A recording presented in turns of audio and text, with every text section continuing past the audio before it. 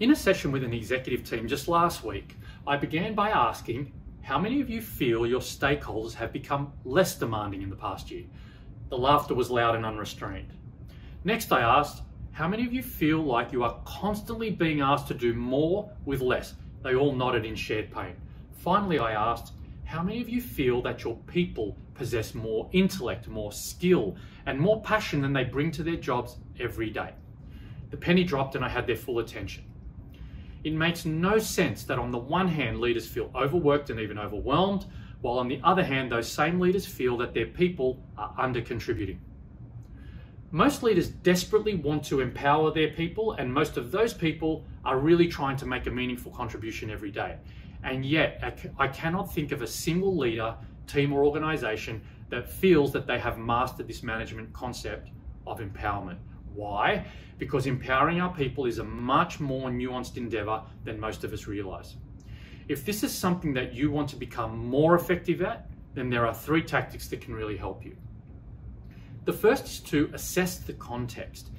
If we adopt the idea of empowerment at all times, with all people, in all situations, then paradoxically, we will very likely set our people up for failure. Put simply, it's not always a good idea to delegate a particular task or responsibility. The context is absolutely critical. Context includes things like the complexity of the task, the consequences of failure, the time horizon to complete it, the level of stakeholder scrutiny, the skills, experience, and self-confidence of the team member, the resources available, and the time you can invest in coaching and supporting them, among a host of other factors. Consider all of these variables and any others that you think are relevant to the task at hand each and every time you are planning to empower a team member. Do they have a game they can win, or with the best of intentions, are you setting them up to fail? Of course, the choice is not always a simple yes or no answer.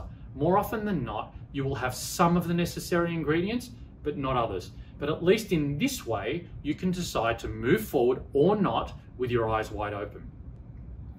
Tactic number 2 is to make it a learning experience.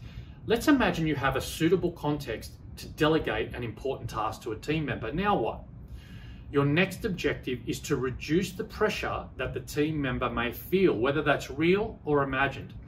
If the team member feels like completing this task is a matter of career, life, and death, they will likely become perfectionistic, insecure, and anxious, what can be termed a security orientation. What you need is for them to be open, curious, and welcoming of your coaching. You need them to adopt an achievement orientation. You do this by making each and every act of delegation a learning experience.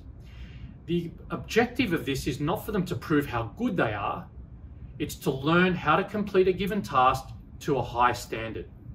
Make this expectation crystal clear up front. You don't need them to be perfect, but you do expect them to learn and grow through the process, to seek advice, to be open about anything that could inhibit the desired outcome. It's also important to tell them why you believe they are up for the challenge. This kind of setup creates a safe environment for team members to step up. It also means that if necessary, you can intervene at any point in the process without destroying their confidence. The third and final tactic is to create a setting for achievement. Every 4 years, more than 1 billion people tune in to watch the FIFA World Cup final. This game is not played in a paddock with everybody running around in circles.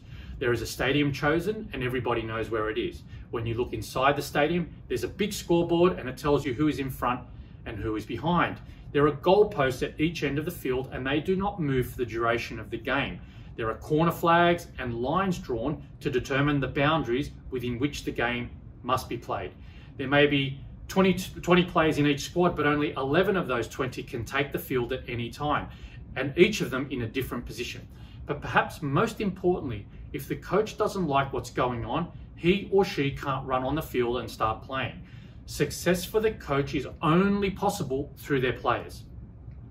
Similarly, if you are delegating a task to a team member, they need to understand what success looks like and how you will keep score. They need to know where the boundaries are, including available time, money, and resources. They need to understand the position that you're asking them to play relative to their colleagues and who they will need to collaborate with. They also need to understand when and how often you will interact together.